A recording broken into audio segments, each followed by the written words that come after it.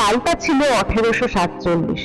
জানবাজারের রাজবাড়িতে সেদিন বিশাল তোড়জোড় চলছে, কারণ আগামীকাল ধনী বিধবা জমিদারিনী রানী রাসমণি মা অন্নপূর্ণাকে পুজো দেওয়ার উদ্দেশ্যে কাশী যাত্রা করবেন। 24টি নৌকা সহ আত্মীয় স্বজন, দাসদাসী ও রসদ নিয়ে তিনি যাত্রা শুরু করবেন। কিন্তু সেই রাতেই ঘটল রানী রাসমণির সাথে এক অলৌকিক ঘটনা, যার ফলে তার আর কাশী যাত্রা করা হলো না, এবং যার ফলে পশ্চিমবঙ্গ পেল এক তীর্থস্থান, যা আজ প্রত্যেকটি বাঙালির আবেগ। কি ঘটেছিল সেই রাতে, যার ফলে রানী রাসমণির আর কাশী যাত্রা করা হয়নি? আর কি ছিল সেই তীর্থস্থান গঠনের পিছনের কাহিনী? চলুন বন্ধুরা, আর দেরি না করে ভিডিওটি শুরু করা যাক। কাশী যাত্রার সমস্ত জোগাড় যন্ত্র শেষ করে রানী রাসমণি যখন নিজের ঘরে নিদ্রামগ্ন অবস্থায় ছিল, সেই নিদ্রাতেই মা কালী তাকে স্বপ্ন দর্শন দেন এবং বলেন, তোর আর কাশী যাত্রার প্রয়োজন নেই। গঙ্গা তীরে এক নয়নাভিরাম মন্দিরে আমার মূর্তি প্রতিষ্ঠা করে পূজা কর। সেই মূর্তিতেই আবির্ভূত হয়ে আমি পূজা গ্রহণ করব। এই আদেশ পাওয়ার সাথে সাথেই রানী রাসমণি তৎপর হয়েছিলেন মন্দির প্রতিষ্ঠার উদ্দেশ্যে। কিন্তু একজন নিচু জাতির মহিলা করবে মন্দির গঠন, সেখানে নাকি মা পূজা গ্রহণ করবেন? তখনকার সমাজের মানুষ সেটি মেনে নিতে পারেননি। তাই রানী রাসমণির পক্ষে এই দক্ষিণেশ্বর মন্দির গঠন অতটা সহজ ছিল না। জানবাজারে রাজা তথা জমিদার ছিলেন পিতাম্বর, তার পুত্র ছিলেন বাবু রাজচন্দ্র। তিনিও তার বাবার মতো একজন নম্র, ভদ্র এবং দক্ষ জমিদার ছিলেন। তিনি একবার বাণিজ্যের উদ্দেশ্যে নৌকা যাত্রার সময় হালি শহরের এক ঘাটে এক সুন্দরী কিশোরীকে দেখতে পান। দেখার সাথে সাথেই তার প্রেমে পড়েন।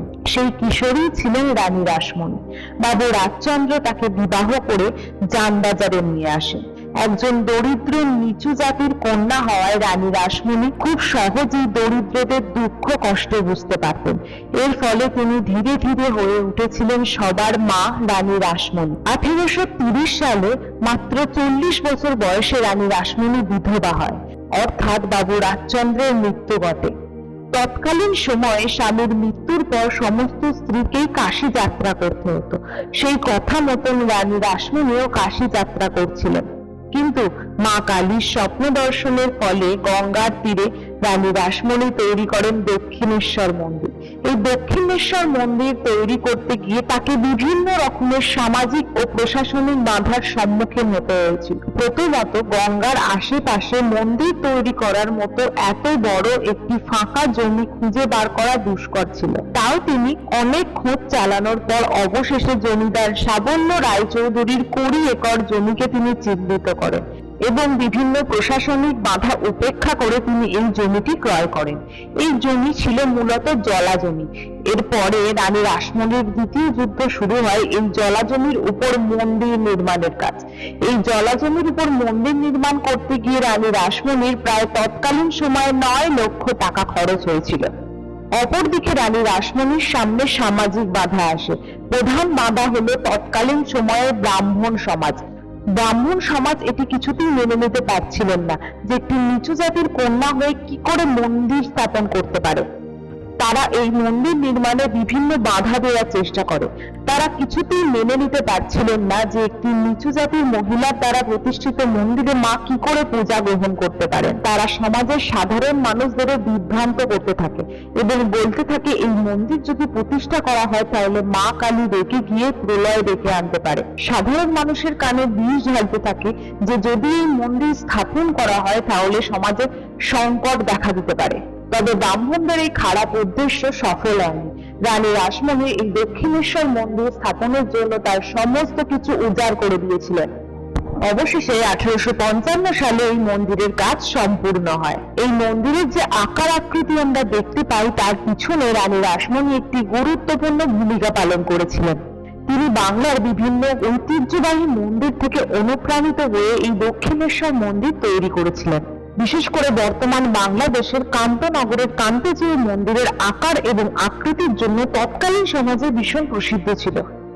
কান্তজিউর মন্দির রানী রাসমণিকে সব থেকে বেশি অনুপ্রাণিত করেছিল। ঠিক সেই মন্দিরের আদলেই রানী রাসমণি দক্ষিণেশ্বর মন্দির তৈরির সিদ্ধান্ত নিয়েছিলেন।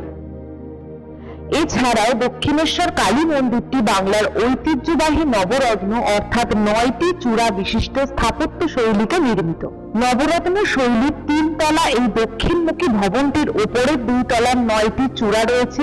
এটি প্রায় 46 বর্গফুট চাতালে দাঁড়িয়ে রয়েছে। নদী ঘাট সংলগ্ন এলাকায় পূর্বমুখী 12টি অভিন্ন শিব মন্দির সারিবদ্ধভাবে অবস্থিত, যা বাংলার স্থাপত্যের চিরাচরিত 8 চালা রীতির সুন্দর নিদর্শন।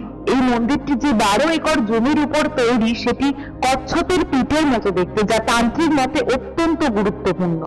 মূল মন্দিরের ঠিক পিছনেই তৈরি করা হয় রাধা কৃষ্ণের মন্দির, কারণ রানী রাসমণি বিশ্বাস করতেন রাধা ও কৃষ্ণের উপাসনার মাধ্যমে ভগবানের প্রতি প্রেম, ভক্তি এবং মানবিক মূল্যবোধ সৃষ্টি হবে। তাই তিনি নবদ্বীপের বৈষ্ণব মন্দিরের আদলে এই মন্দির নির্মাণের পরিকল্পনা করেছিলেন। এই মন্দিরের বাইরে টেরাকোটার সূক্ষ্ম কারুকার্য প্রধান আকর্ষণীয়। এই মন্দিরের দেওয়ালে পুরানো হিন্দু ধর্মীয় কাহিনী, নানান পর্ব, দেবদেবীর প্রতিমা, দৈনন্দিন জীবনের সংকেতধর্মী দৃশ্য সব মিলিয়ে এই মন্দিরটিকে আরো আকর্ষণীয় করে তুলেছে। এছাড়াও নাট মন্দির ও রাধাকৃষ্ণ মন্দিরের স্তম্ভ ও প্রবেশদ্বার টেরাকোটার অলংকারযুক্ত। ইউরোপীয় প্রভাবিত সমতল ছাদের সঙ্গে যখন টেরাকোটার ঐতিহ্য ভাষা যুক্ত হয়, তখন এই ধরনের সংমিশ্রণের তৈরি হয়। এই ছিল দক্ষিণেশ্বর মন্দিরের স্থাপত্য। দক্ষিণেশ্বর মন্দির স্থাপন করা তো হয়ে গেল, এবার রানীমার চিন্তা ছিল গর্ভগৃহে রাখার মতো জীবন্ত মূর্তি তৈরি। এই কাজের জন্য তিনি অনেক শিল্পীর খোঁজ করেছিলেন। অবশেষে তিনি সন্ধান পেলেন কাটোয়ার দানহাটের বিখ্যাত শিল্পী নবীনচন্দ্র ভাস্করের। শিল্পী প্রথমে যে মূর্তিটি স্থাপন করেছিল সেটি গর্ভগৃহের তুলনায় বড় হয়ে গেছিল, তাই সেই মূর্তিটি বাতিল দিতে হয়েছিল।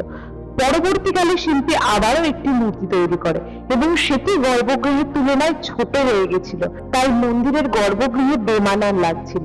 পরবর্তীকালে শিল্পী নবীনচন্দ্র ভাস্কর একটি জীবন্ত মায়ের মূর্তি স্থাপন করে, যা এখন দক্ষিণেশ্বরের গর্ভগৃহে স্থাপন করা হয়েছে, যাকে আমরা মা ভবতারিণী রূপে চিনি।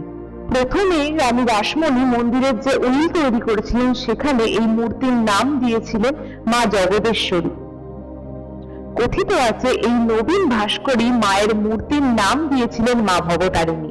তবে এটাও জেনে রাখা দরকার, নবীন ভাস্কর প্রথমে যে মূর্তি দুটি তৈরি করেছিলেন, সেই দুটি মূর্তি এখনো কলকাতাতেই পূজিত হয়।